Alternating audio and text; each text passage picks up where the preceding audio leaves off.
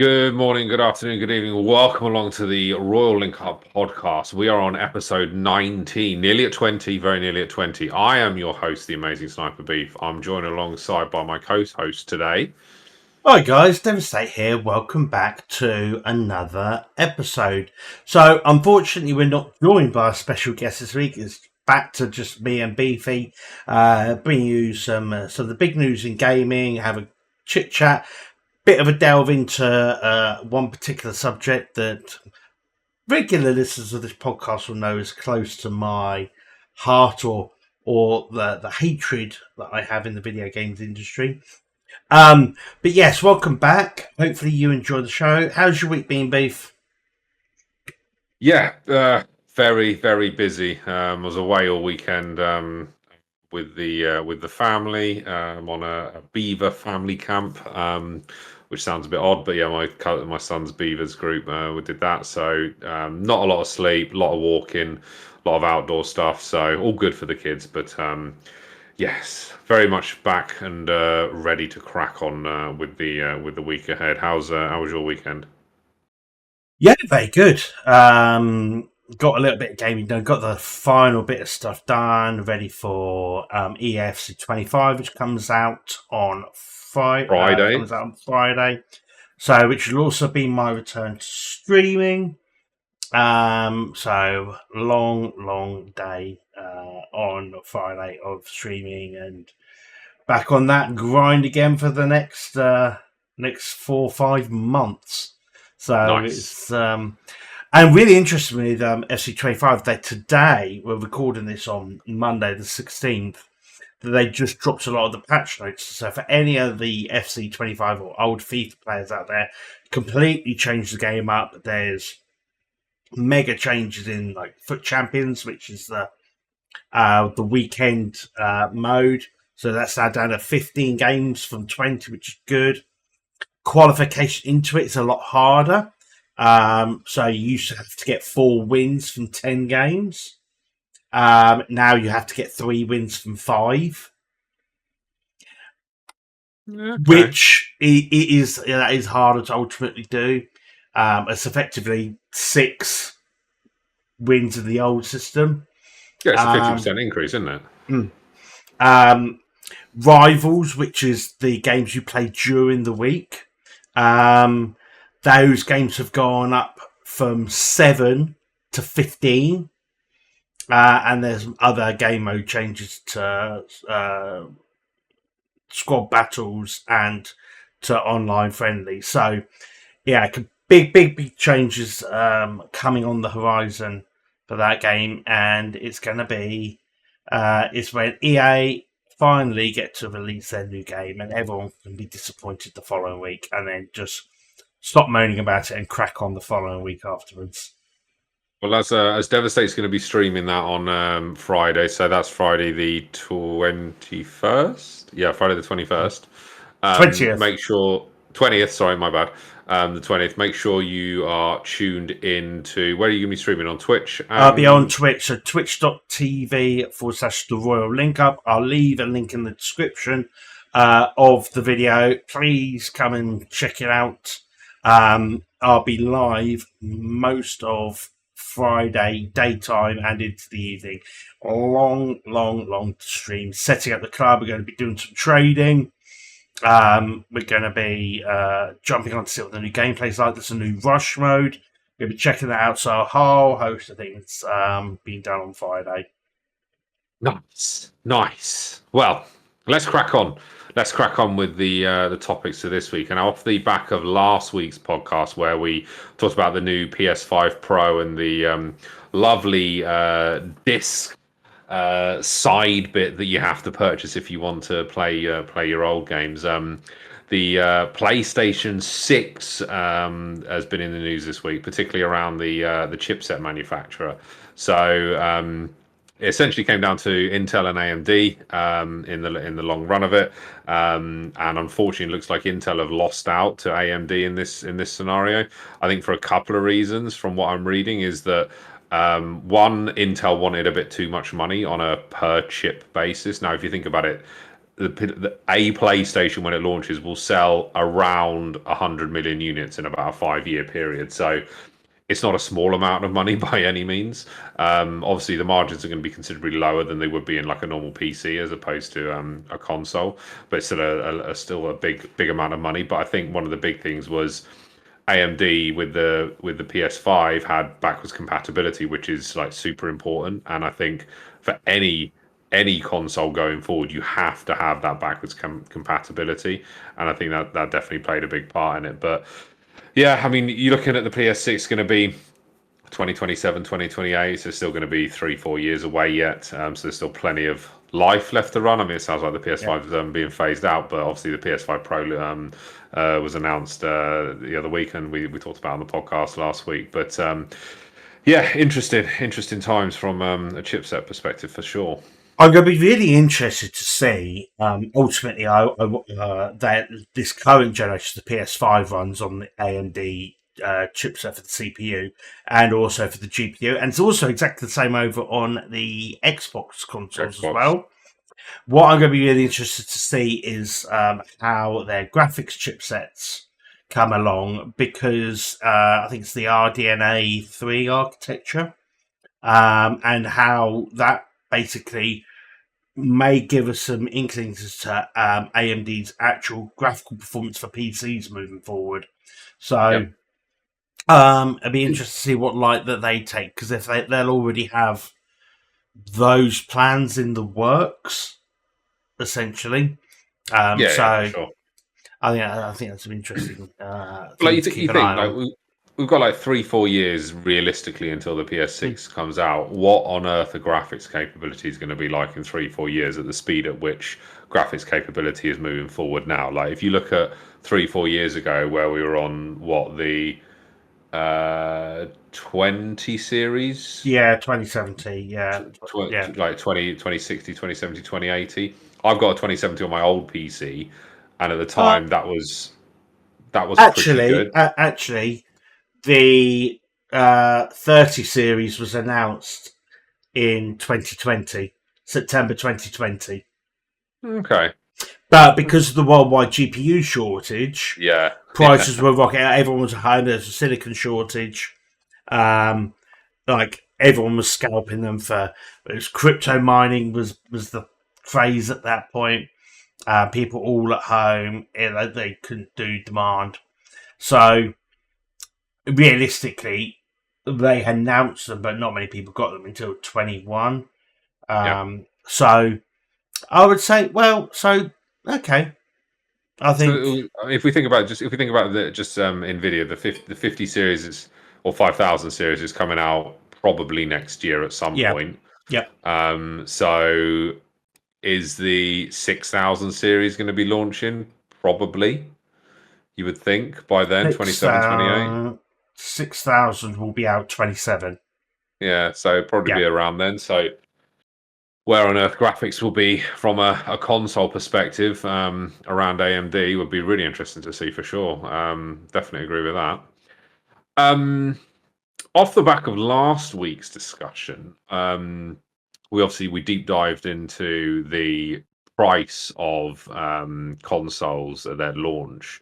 And then we actually got into a little bit of a discussion around microtransaction. We said, "Oh, we should do a deep dive on that. We should do a deep dive on that." So I think we're going to kick off with a little bit of a deep dive on that. And one of the articles which I've seen this week from a microtransaction perspective was Diablo 4.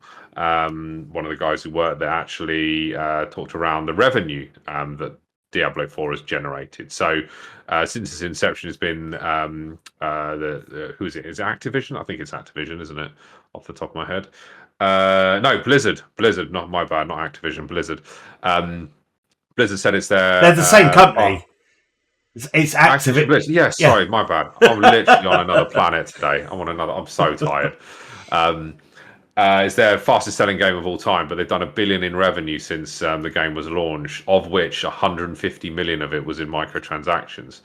And like you think about that, right? It's only you think, oh yeah, it's only 15%, but if you get a game that like really takes off in whatever genre of gaming it is, and then 15% of that is then microtransactions. I mean, what an opportunity! from the publisher and the game developer, etc., to generate further revenue off the back of the game just launching and people buying the game outright, to then have people buying, or should we say investing into microtransactions within the game.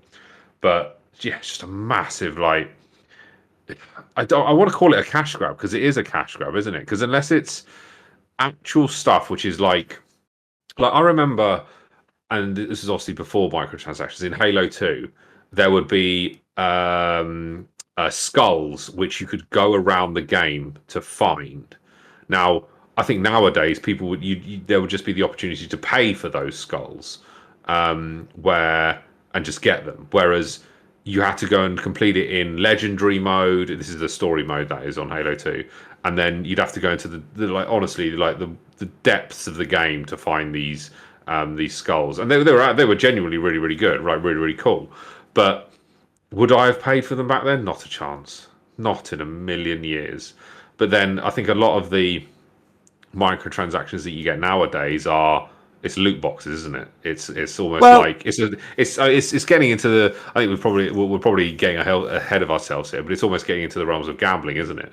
In that you're paying £5, £10, $5, $10, something like that, for a loot box, a loot crate, a loot drop, or whatever it is, and you don't know what you're going to get in it. So it is almost a form of gambling, isn't it? Yeah, I think it's probably the one distinction we probably need to talk about here is the definition when we talk about the two things. So you have microtransactions to do with video games. Yep. And you have loot boxes. Now, loot boxes are actually just one of many different forms of microtransactions. Yep. So I've been having a bit of a look around, and and the more I sort of explored, the more sort of my head kept on going into different places. But I've sort of come up to this, is that actively any form of DLC is a microtransaction. Yeah, because it's not. You're not buying the base game, are you? Yeah. So you're buying essentially an add-on for the game. So what's credited as the very first microtransaction was in a game that I'm sure everyone's heard of, which is Elder Scrolls Oblivion. Back in March 2006, where they released a sort of cosmetic DLC called Horse Armor, and it cost $2.50. Now, that was the sort of the one that is sort of credited, but the first sort of loot box that appeared in game that you purchased was actually in Team Fortress 2 in 2007. What a game! What a game! I love the game. I mean, completely ruined by bots. If they did Team Fortress 3, I think it would do insane numbers. So I reckon Valve create Team Fortress 3, I reckon it will do bits. But I'd want it in like proper graphics, if that makes sense, and not like cartoony style. That's not the same game though. Yeah, that's the thing. Yeah. But okay, so that was the first loot box. Now, that then got me onto another sort of thread and talking points was we've had loot boxes in real life for a long time. There'll be many other people of this podcast, listeners to this podcast, that will have played Magic the Gathering, that would have been Pokemon card collectors, and essentially they're a real life loot box. They are a box that you buy hoping to pull a particular card. Mythic Rare. Or look, you want a PSA 10 Charizard. But essentially those are loot boxes still. So I think that there's a real interesting, like when people go loot boxes evil, I think it's because they're quite predatory in like modern gaming. But it's really interesting to see how if you think about the psychology of that, and we've seen like this crossover of those appearing in games. But just before we go on to loot boxes and go a bit more into them, because some of the numbers are staggering, I do want to just touch on another type of microtransaction, which really and the early 2010s really hit the headlines. And I'm sure anyone who had a smartphone at the time would remember a game called Candy Crush. Now, those of you who don't, it was a game where you combined fruit and trigger, and there was a 300 levels and 400 levels and 500 levels, and just kept going on. Game that you play on your phone. Also, that you could play on Facebook. It was part of, so you could buy extra lives, extra fruit, extra sweets that did it, and you'd have time limited things and a whole bunch of other stuff that you could pay 99 cents or £1 or £2 or £3 or a bundle pack and stuff like that. Now, while that's not a loot box, that's still forced carry on of it if you want to play the game. So the game effectively stops you playing until tomorrow. Yep. Unless you pay money today. Yeah. Which is absolutely horrendous. Yes. But we accept, but people go, okay, well, I've got a free game, I might chuck a couple of quid into it. Now, these are insane. So, from 2012, when this game launched, to 2022, so a decade, Candy Crush, which is a free game, $9 billion in revenue. At the front door. I was going to say like 900 million, like 800 million, but 9 billion. $9 billion in 10 years.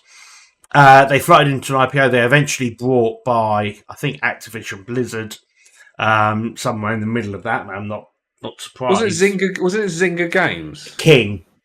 Zynga Games, I think, was that Angry Birds? Oh yeah, it might have been, yeah. And this was at the time where you had games within Facebook. So you had poker in Facebook, and like there was all of these games that really were free, but their monetization method wasn't a loot box. It was buying effectively a pass or an extension to your free play time. Yeah. So I think it's important to acknowledge and talk about that, as well as what we call the scum of the earth in loot boxes, or the what we talk about with DLC, that like the radical price we touched on with Vedic last week about that Civ 7. Yeah. The base game was, I think, 50 or 60 quid, but the DLCs and all of that was 120, and it was like you're paying 100 and another £70 for DLC. And so DLC is a microtransaction in my eyes.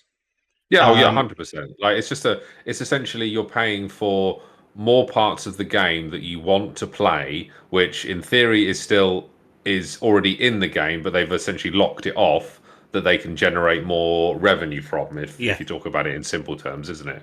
And like I think, like I can't remember like the games, but we would look at, there's DLC. The DLC's like 3-4. It's fine. It's like you're not going to think about a few quid when you're in your 20s and your 30s, etc. Like a few quid, neither here nor there. But I think when you're talking DLC on the Civ 7 level, which we were discussing last week with Vedic, where it is the same price as the game, you're like, am I going to get that value? Would be the first port of call. But then if you're an absolute massive fanboy, and it is like for Vedic, like Civ 7 is going to be a massive game for him, he'll be all over it. Like he won't even think about it. It's no questions asked. Whereas my view would be, am I going to get it? The amount of enjoyment, game time, play, buying the DLC over and above than just buying the base game, if that makes sense. Yeah. And I know in some places microtransactions are fine as long as it's not predatory. So one of the ones I give a lot of credence to is Sea of Thieves, because Sea of Thieves you can do everything. There is no content locked. There's no special weapons. You go to store and you buy just some shit cosmetics if you want to, or some pets. They have no additional value, but if you want to contribute to add that like skin, happy days. And I'm absolutely fine with that. There's no pay to win. There's nothing like that. Now, talking of pay to win, I'm going to talk about a Battlefield, game. Well, I'm not even going to talk. Well, I'm not going to talk Call about of that so Duty. much. I'm going to talk about a game called Genshin Impact, Yep. which is essentially like an anime game, for those who don't know. And it's a free game and it has big numbers. That's been out 4 years. It's done 4 billion in revenue. It's a small amount. It's pocket change, isn't it? Just the casual $1 billion With a a year. butt. Of the B. Yeah, it's a B. And then it takes me over to something that I sort of mentioned at the beginning of the show is EAFC or FIFA as it used to be called.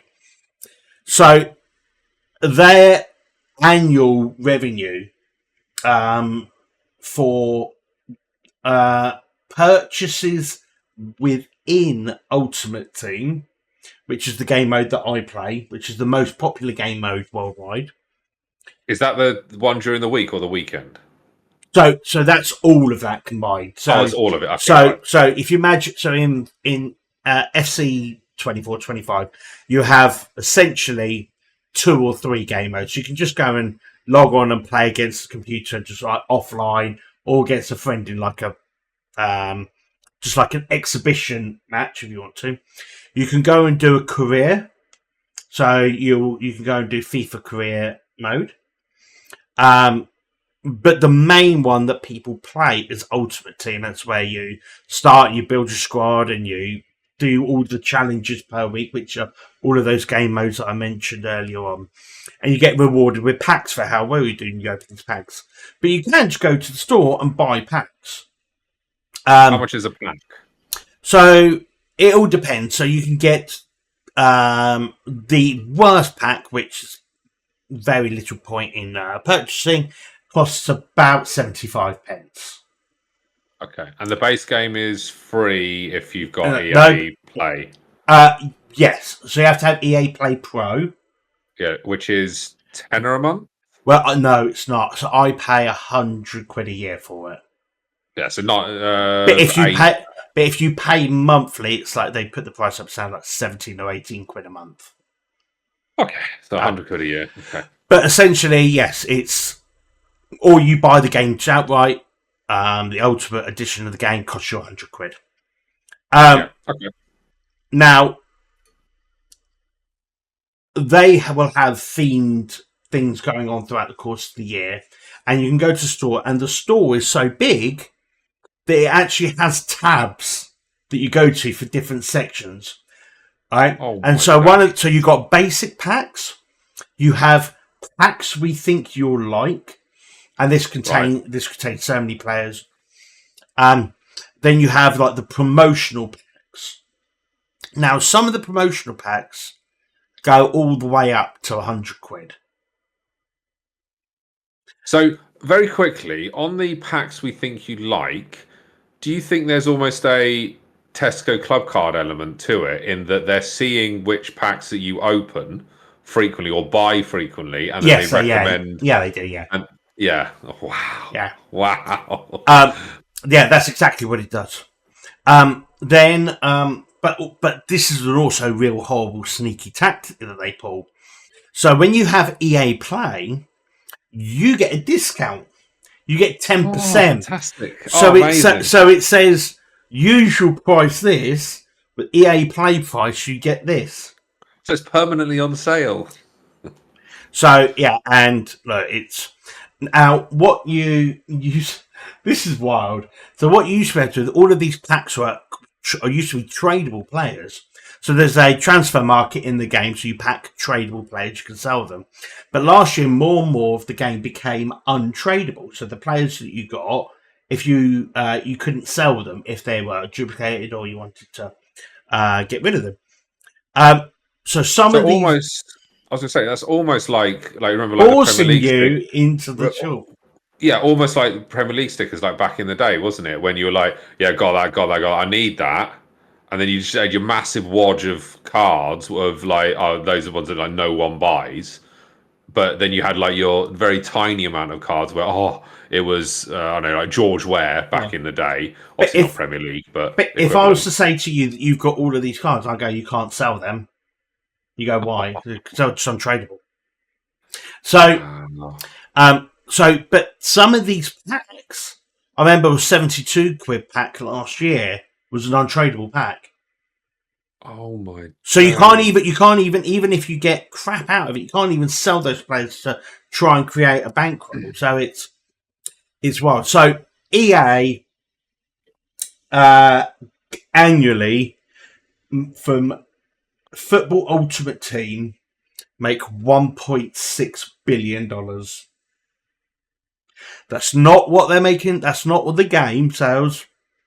That's in-game transactions, and that's not like Madden, and it's not that, and it's not any of that. Football Ultimate Team which is part of EFC 25 and 24, $1.6 billion. So is there a scenario where you can just buy the best 11 players? Mm-hmm. Yep. So what you have to do? How much would that cost roughly? So what you have to do in order to do that is you would have to load up your account. So you have to load up your account with coins, the in-game coin currency, and you have to spam open packs. You have to find the packs that are tradable, and you just keep going through them, selling the players that you want, just selling all of those, which will generate a massive bankroll for you, and then you could go and buy them. But look, Mbappe and their player prices decrease over the course of the year because we have promos every week with new special cards that come out. But if you were to buy the best day one team, I reckon you would have to spend probably maybe £3,000 or £4,000, maybe £5,000. So there isn't a way you can buy, and there isn't like a marketplace where you can just buy. You can go and buy Mbappe straight out. No. So you have to open packs and hope you get it. Yeah, or what people do is like for example, someone might pack him back and go, "Oh my god, that's worth so much coins. I'll sell him," and because he's such a rare card, your people will spend. He'll be 4 million coins. Is it done on bidding, or so you would go, I want to sell Mbappe, I'm going to do it at 5 million, for example. Yeah. And then it just goes on. Is it like eBay in like a time frame, or do people just go, right, there's 5 million done, transaction done? You can set up anywhere from a 1 hour to a 5-day auction. So you set your starting price, and then you set your buy now price. So someone could come on and buy now. So on the really popular players, if it's a good price, it will get snapped up. But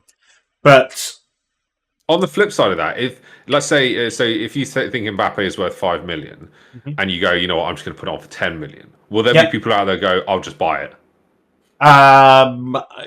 Possibly. At the first week or two of the game. So we use a service called Footbin, which monitors player prices, so you can see how much players are selling for. Right, it's almost like a value estimator to a certain degree, isn't it? So it tells you. So there are people. There are some big YouTubers, Nick RTFM, the Foot Accountant, who I watch. Who a lot of their content is around trading the market. So it's about buying players at particular value, flipping them at later on. It's about if a player's going to get an upgrade, can you buy that player in now? Like his price is going to go up. So there's a few like people who spend their time like working the market. It's like a stock market, isn't it? Oh, it is 100%.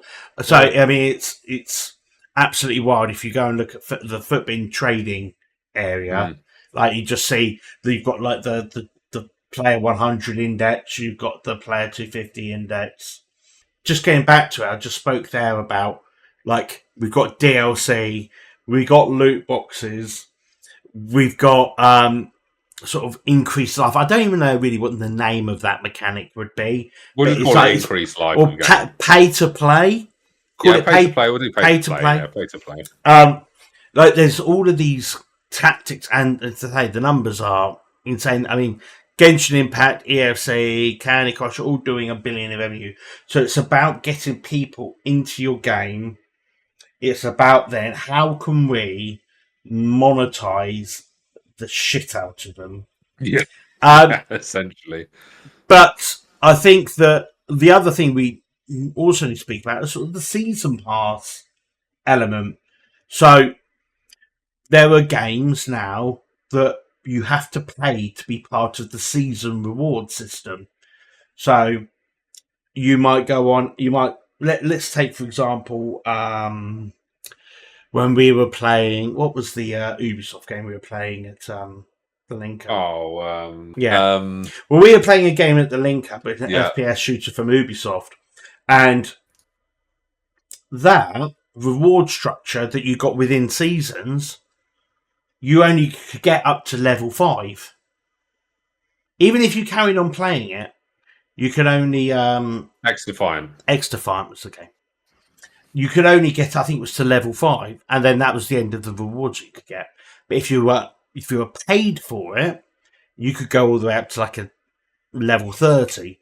And it's like another example of microtransactions to buy guns or loot, and paying to play the game. Now, look, I'm not unaware that a game that is designed and put out there for free has to make money. It's a capitalist world. I think that, and as long as you are upfront about the way that this game has to make money, I think that's absolutely fine. Because look, I mean, Beefy, you played League of Legends for Yeah, and I was literally about to. donkeys. I was literally about to like go on to that. Like, I've played League of Legends now since I think 2011, 2012. It came out in 2009, and when we first started playing, Vedic introduced me to League of Legends, and I was like, "Oh my days, this is a very good game. It's very addictive as well," and I love the fact that it was free. Now, whatever you spend in League of Legends does not give you any competitive advantage over anyone else. It is literally almost like materialistic. It's skins, it's different emotes, it's different ward icons, etc. There is nothing that you can spend in the game that's going to give you anything over above, apart from it looking different on the screen. And I dread. I haven't looked how much money that League of Legends has made in the for 15 years that it's been you can probably look that up now, with Devastate. But I've personally never spent any money on it, and I kind of do feel a little bit bad that I haven't, but I'm an avid League of Legends player. I probably play at least once every day, every other day. But I know that people like Rage in the Royal Link Up, he spent a hell of a lot of money on it.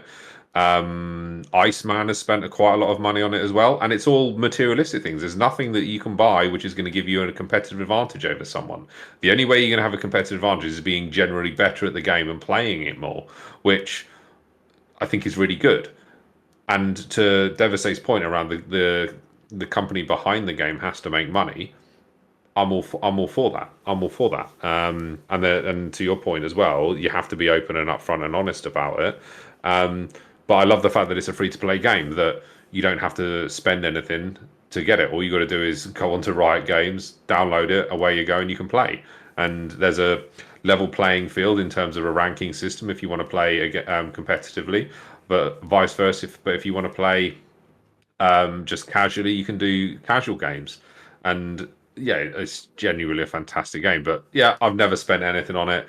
I technically have, but it was from I got given in like in-game currency as a gift, as a birthday present, and then I bought it that way. But that was literally just to buy some skins for a couple of my favorite champions that I play. But you can obtain in-game points. So they used to have, I think they might have discontinued it at the moment. if you had Twitch Prime, you got like a Twitch Prime almost like loot bag once a month or once every couple of months, and that gave you some other stuff. But again, nothing over and above that will give you a competitive advantage against someone. So no, I mean it's really good, but yeah, I've never spent anything on it. No. But have you found the number? It has. And it's the thing, if a game's free and you play it all the time, I've got nothing against. Like even if you spent right, I'm just going to buy £10 worth of skins just because Yep, I enjoy playing the game and I'm supporting the creator. yep. Um, so I've got the number. I haven't got total revenue. I mean, I can give you. I can get. I've got the last. I've got revenue from 2015 to 2022. Okay, that's a. I mean, that's probably like that was its peak during that Yeah. time. So So its highest ever was in 2017, and it did $2.1 billion that year. from a free to play game with just skins and stuff, that's incredible. Yeah. That is genuine. That is absolutely astonishing. Now, one thing that there's a couple of things that I would probably like add into it that ultimately these big esport titles, Yep. um, generally with publicity, like that they do through the esports game will help bumping these numbers up, and I think the same thing happens in foot as well. Yep. Um, Yep. but yeah, Definitely. so their high 2022, so the most recent, 1.8 billion. Big numbers. Big numbers. I mean, that's honestly that is mind blowing. Mind blowing that people spending. Obviously, that's all on that. They'll obviously get it from sponsorship deals, etc., etc., etc. But the amount of money that they're making from that as a revenue engine, being a free to So play game. this is not a game that I know, but League of Legends Wild Rift, which is a mobile Yep. version, Yep. in July 23, just in the month, it did 5.5 million. Oh my. So 5 million a month. Well, I've And never even played Wild Rift. and that is, and this is from, right, I've said this, from in-game purchases. So That's mental numbers. That is mental, mental yeah. numbers. But again, um it's I It's got to be part. It's part and parcel, isn't it? If you're going to have a free to play game, you have to monetize the game because otherwise the company cannot carry on. You yeah. can't create a game that doesn't make any money. At the end of the day, these companies are there to make money, and they're doing it from building a game. You make a game that's free to play. How are you going to make money from it? Right. Let's make skins. Let's make ward skins, different wards you can get, different borders you can get, different ways you can color your character, etc., etc. And if people want to pay it, they'll pay it. But I like the fact that there's no competitive advantage. Whereas games like Battlefield, when you could buy battle passes and endless battle passes and just be ahead of everyone. And I remember like many times we would go into like some online servers during the link and we'd be like obviously just brand new to a game and there's people on there who are like level like ridiculous levels above and just got incredible guns, all the perks and stuff, the additional add-ons for each of the weapons, and you're like, I've got a basic MP5 or an M4 with iron sights and I can't hit anything, and they're running around with everything left, right, and center. Is just it was unreal. You're gonna Well, tell me yeah. some numbers? Yeah, I've got I'm just looking at Pokemon Go, Oh which is God, another free to play game, which everyone was on. I Um, didn't play it. I never I played think it. that 2019, obviously the pandemic hit, but it still has huge numbers to this day. Um, I can't. That number can't be right.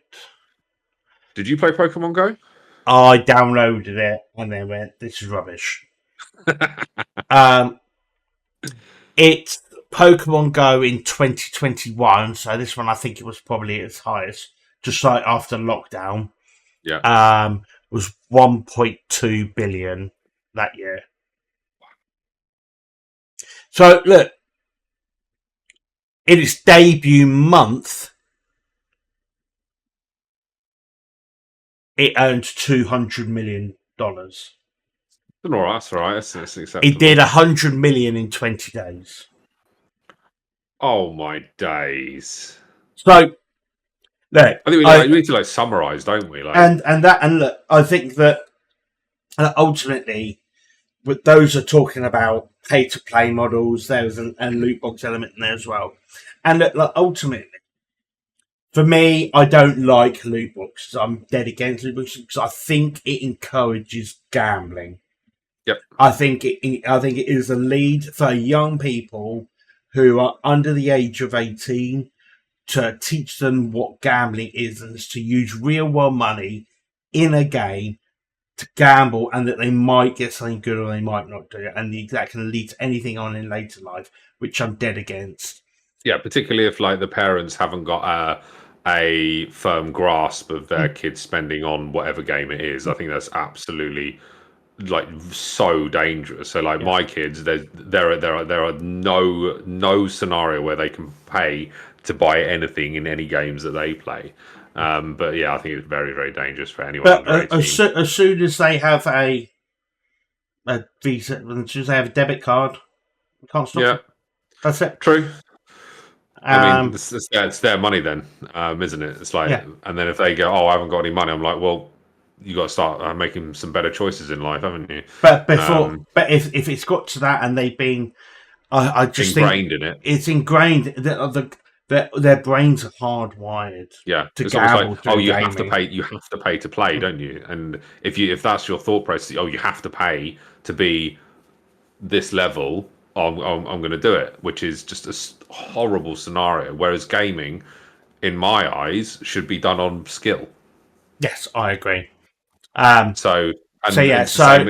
It comes back to it comes back to sports, just sports in generally, isn't it? Like if you're going to get better at something, you got to practice. You got to practice, yeah, practice, practice, practice, practice, and and like that's where the the payoff. That's where the payoff is the biggest. It's like you go and play like the people who are completing Black Myth, Wukong and stuff like that. There's no cheating. There's no skipping. It's yeah, they grind the game out, and then when they complete it, you feel so satisfied. And I yeah, think that's missing from I think a lot of live service games now because that model has completely changed. That's why these other games like Elden Ring and Black Myth Wukong get these big numbers mm. when they do.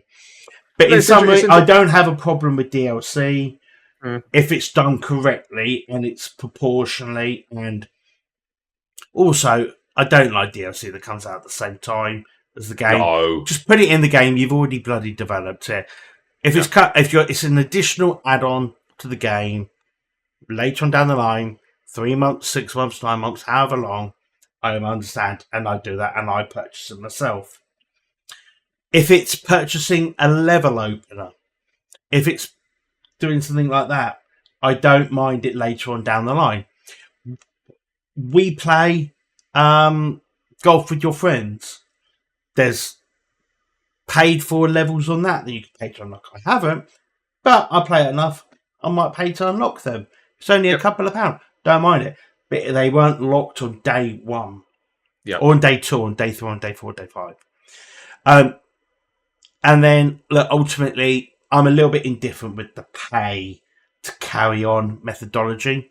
I think if you want to pay a couple of pound or a couple of dollars to carry on playing that night, the danger I think it gets you into is if you're so addicted to playing the Every mobile day, game yeah, that yeah. you're doing every day. And if you're spending $5 a day, It's going to um, wrap up very quickly, isn't it's it? going to wrap up. And at the end of the year, but people spend £5 on a coffee every day. So I'm not one to tell them. But if you're in a game that's forcing you to spend 10, 20, 30, 40, $50 to continue, I've got a problem with that. But that's going to be my piece on the microtransactions. Hope you all enjoyed that. Let's cleanse ourselves by talking about something different, Beef.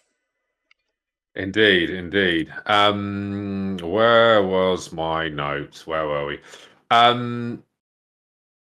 Let's know. Let's. I was going to say, what were we going to talk about something else before we went on? Oh yeah, the Black Ops 6 biggest beta ever. That's what we were going to talk about, weren't we? Obviously, Black Ops 6 is coming out later this month. I want to say a week or so, towards the end of September. I thought it was the 29th. I could be wrong though. Yeah, I want to say the end of this month. But yeah, Devastate and I were talking before this that they've clearly had an incredible beta. But I didn't play it. I don't have any plans to play it, if I'm honest, because I still don't think it's going to bring back my affinity for the game that Black Ops 2 did, or the original Call of Duty way back in the day, sort of 15 plus years ago. But clearly they've had an absolutely fantastic beta. They've got a lot of information out of it, which hopefully they'll then put into the game off the back of it. But it's interesting. Can I just interrupt you there, Beef? Yeah, go on. Do you think games now struggle with a lack of, because demos don't really exist anymore? Oh, do you remember, like, back in the day? I was talking of demos, like back in the day when you had to have physical media to play a game, i.e., a CD-ROM, a floppy disk, etc. Way back, you would go and buy PC Gamer Mag, for example, and even the PlayStation magazines had a demo. PlayStation magazines. Yeah, you'd get the demos. You get a demo disc, and you'd be like, "Oh, look, there's a demo for XYZ game." I don't know. Is there? Because I think that there's two thoughts on that. Firstly, so many games are live service now. It's difficult to do. Yeah. But if someone somehow invented them, someone within your game going, right, we will give someone, because I remember we had time limited demos. Like, do you know what I mean? You could play 5 hours and then that was all you could play. There's got to be surely a way. Because if I play a game and I really like it, I go, the 5 hours is up, now buy the full game. Do you know what? I'll probably go buy it. I'm just not going to outlay 50, 60 cents, the money on a AAA game. I'm just not going to outlay for it. But then I suppose, like, if it's launched on Steam, for example, you have the option of obviously the refund if you played less than 2 hours worth. Yeah, but so I think 2 hours isn't 2 hours isn't for a small indie game. Yeah, but for a big AAA game, it's not enough. No, so like, and also if you're playing like a long form game like Sins, for example, like you ain't going to get anywhere in 2 hours. I mean, you're going to be basically just about getting to the game after about 2 hours. So, yeah, I mean, I'd love to see a scenario where you could have a demo of a game on every game, and it's completely free, and you get, I don't know, say 5 hours or 1 day's worth, and then if you want to, they go and buy it. You then just go and buy it. I think that'd be a great scenario to have. I just go back to playing games, and I meant like I remember like PlayStation magazine, and I would get a couple of months worth of PlayStation magazines, and that would decide the game I was going to probably buy that month. Yeah, 100%. I'd be like, right, I can only afford to buy one game this month, or 2 months, whatever it was, and I would play a demo that's got 4 or 5 different games, and if I'd be like, right, that's the game I'm buying. Ended up buying Spyro the Dragon. Microsoft Flight Simulator 97. Yeah. But yeah, I do wish that I know some of the indie studios do it on Steam. I've played a couple of them. But we did one at the link, didn't we? What was it? It was the game that I absolutely hate, the equivalent to Among Us, but something Wizards. Wizard, yeah, Wizard. Which Wizard? But that was because we got keys from the developer. Yes, yeah. But I'm just saying that's an example. But I think nowadays, if there isn't like betas and stuff, you're just looking at people who are close to the game, or they're like big. But I don't want a beta, because the beta was an unfinished game. Yes. Oh yeah. I think it's a Yeah. problem with. I think it's a problem with take Steam in particular that you have so many games that are unfinished and they have to get the money in, so you buy it in early access. What was that game that came out of early access after like 15 years, like Oh a yeah. few We months were ago? talking about it the other week, wasn't it? I Yeah. was like, we have so many games that are in early access, and it's firstly unfair to rank a game on early access, but because No. you don't rank it on early access, Yeah. um, But on the flip side, is it they never get finished, or if it gets finished, then it's out of date because it's taken them so long to get the game out. yeah. I'm really I'm mixed on early If I play access. if I play devil's advocate on the alphas and betas and early Mm-hmm. access, etc., I like the fact that you can buy into a game for early, and let's just call it, let's say, early access, and it's a substantially discounted price. So, like If it is, Ark Survival Evolved, we bought for $14.99 in mm, 20 whatever it was, when it was super early access, and it was glitchy as AF. But then when it finally came out, it was a really good game, and it was like, I don't know, it was 30, 40 quid then. So I feel like I got value out of it then, because I bought it in early access. I got it a lot cheaper than I would do. We managed to see it go from the game that it was in early access to full release, and it was pretty good. So yeah, but generally, I think, yeah, I'd love to be able to play a full demo of something for yeah, like let's say a 1 day demo of any game, and you can play it. And obviously, from a live server perspective, that should be possible in theory. yeah. And then yeah, go from there. That would be fantastic. I But would love the industry to move there. Um, yeah, and yeah, maybe early access we talk about at a different time. But that the yes, reason I agreed. thought about that is that it'd be great that you're talking about the Call of Duty. It'd be like, yeah, great. I'll play the demo. If I like it, I'll buy it. If I don't like it, I won't. Yeah, I yeah, haven't. I shouldn't have to commit money. yeah, yeah. How I like have that. we gone back a stage in game? Yeah, How have we retracted so much that something that was simple 20 years ago is difficult today? I yeah, think that is a but maybe it's an old mentality way of thinking. yeah. I mean, we are getting very old and I think so. in the gaming era, but yeah. Anyway, any more gaming news, or should we move on to the football segment? I think we have, so the gamers can switch off if they don't want to carry on listening to us rabble on about a little bit of football at the end. I Indeed, am indeed. particularly happy because Arsenal have just beaten Spurs. Yeah, pretty good goal actually as well. I mean, awful defending from Spurs. Who, Christian uh, Romero. Romero. Yeah, I was going to say something. Is the Argentinian? Yeah, he's Argentinian. Yeah, Just completely lost Gabriel, didn't he? yeah, Just completely lost him. But solid header to send it home. yeah. Man United had I would say, a fairly routine, should be 3-0 against Southampton. Mm. Anana saved a penalty, and it was Well, that completely that, changed that was the a outcome of the yeah, match. massive, It massive. I was mean, 0-0. Archer missed the penalty. it was a terrible penalty as well. Oh, Terrible penalty. It wasn't even close. And then we scored, like, what, 6 minutes later, and then scored another 6 minutes later after that, and then it sort of knocked the wind out of it. And then he had a man sent off, and then obviously Garnacho finished it off at 3-0. But I'm like, we should be beating teams like Southampton comfortably 3-0, you etc. should So be. yeah, should be. But whoever Yeah, knows whoever's going to turn up from a Man United perspective. yeah. Liverpool lost. Yeah, Hudson-Odoi with a really good goal. Really good goal, I Yeah. thought. Well, I was saying to someone, I was like, "Well, he's not started." I was like, "How is he not started?" I really rate him before the Yeah, game, and then yeah, come in likewise. and he comes on scores. Man City, what was it, 2-1? Yeah, they went 1-0 down after Yeah, like 5 seconds yeah, essentially, and then from Wissa. But I've just seen, just before we came on, Wissa's out now for 2 to 3 months with an ankle injury for yeah, Brentford. I mean, that's big for them.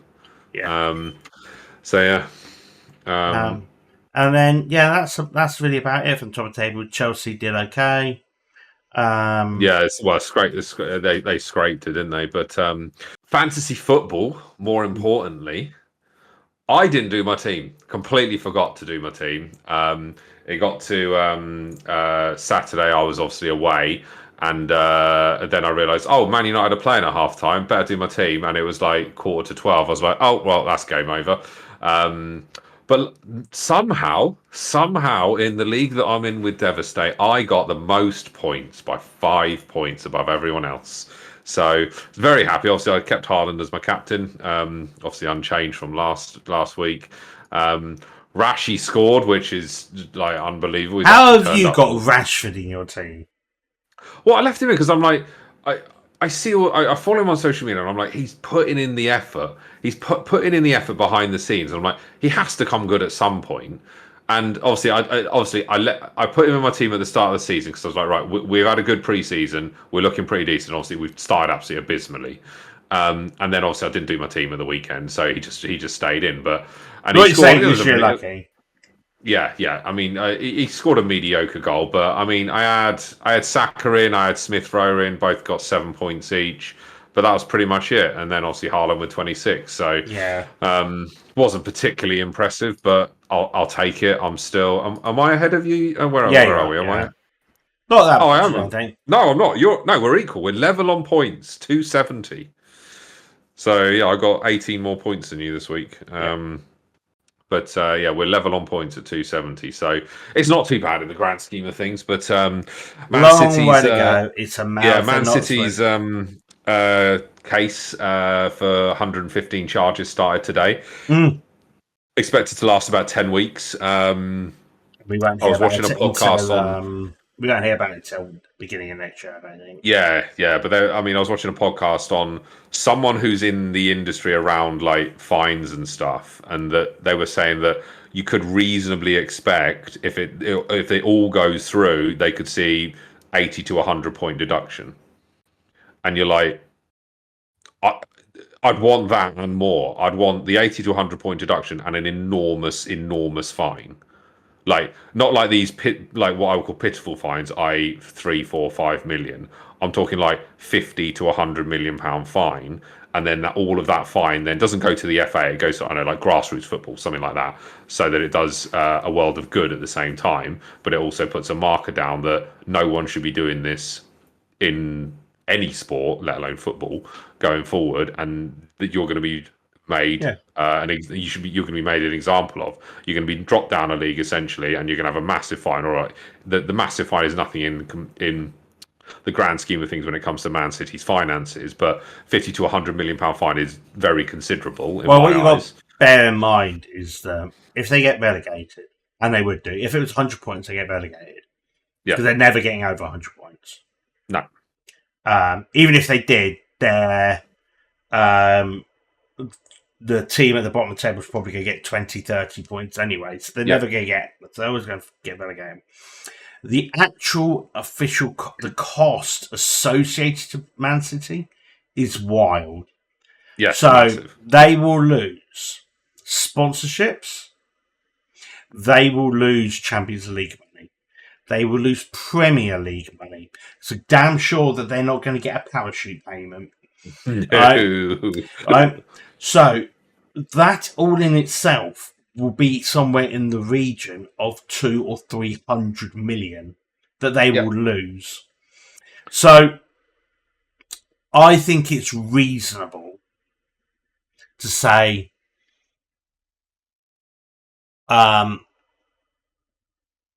for every charge, and I think there's about 45 normal charges. yeah, I think that they can realistically give them 3 points for each charge. yeah. I think that's fine. Which I think would ultimately be somewhere around that. What's that? The 130 point yeah. deduction mark. Because like, when you put it around that, like, in terms of the loss, should we say the lost revenue that they're not going to get? Because obviously they'll probably win the Premier League again. They've got a very good chance of it. They'll obviously do very well in the Champions League again. So there's all that money they would potentially lose. So yes, they're obviously going to lose money, but I'd still like them to be made like an example of and slap them with a massive fine. Well, the only sort of, and it's not a direct comparison, but obviously, if you remember the issues with Juventus over Yeah, yeah, in yeah. Italy and Serie A when they were caught to be match fixing and they were relegated to, it was Serie C. Three. Yeah, I think it was Serie three C. divisions down. Yeah.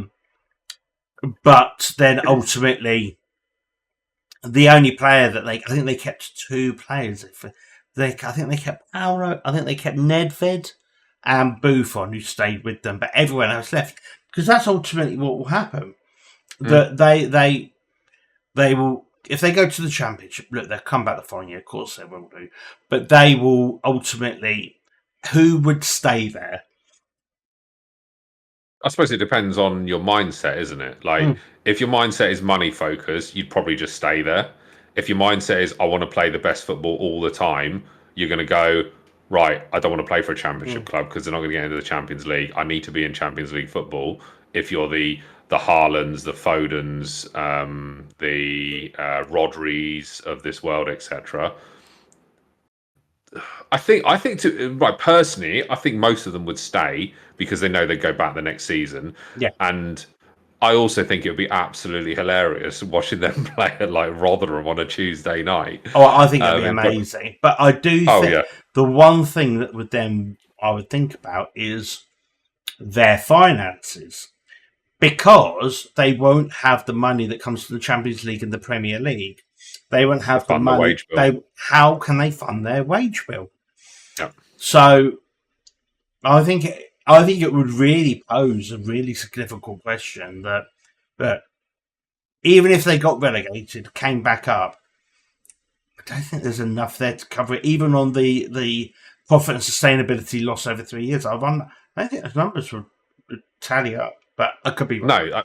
No. I mean, the owners will always have to say or should we say, the starting 11, you're going to have to basically play for free for the next year. Otherwise, you're going to have to go or not play, or we're going to sell you essentially. And they still wouldn't get. And the following year, they wouldn't get Champions League either because they would have just been promoted. So they're going to have 2 years without Champions League. And for Man City, they're the highest spenders in the league on wages. And they can't even fill the empty ad, can they? So no, I mean, I don't know. You've got them next week, haven't you? Yeah, so next Sunday. Big game. Going to enjoy that with a hangover. Is Declan Rice fit? Is he going to be back or not? Not fit. Not. He will be non-suspended, won't he? Declan Rice will be back from his suspension. Suspension. Odegaard probably won't make it. Yeah, because he got injured in internationals, didn't he? Yeah. Right. Well, I think that's us done for this week. Indeed. I enjoyed that one. That was a really good one. Yeah, good chat. Another little bit more of a deep dive. Again, I'll ask in the comments any other deep dives that you fancy us talking about. Give us a bit of notice, and we'll see what we can do for you. But yeah. I was going to say, hopefully next week we should have someone. We should have probably Vedic back on again next week. He unfortunately couldn't make it this week due to personal circumstances, but he was planned to be on this week. But yeah, hopefully we'll be back to the three of us next week, so that'll be good. But yeah, we would love it if you would drop us a subscribe if you're watching over on YouTube, and a like as well. And if you're listening on any of the Apple or Spotify as well, we really appreciate you listening and watching. But yeah, until next time, thank you everyone for joining us this time. I am your host, the amazing Sniper Beef. I am Devastate. Thank you very much, guys. See you later. Cheers, guys. Bye. Bye.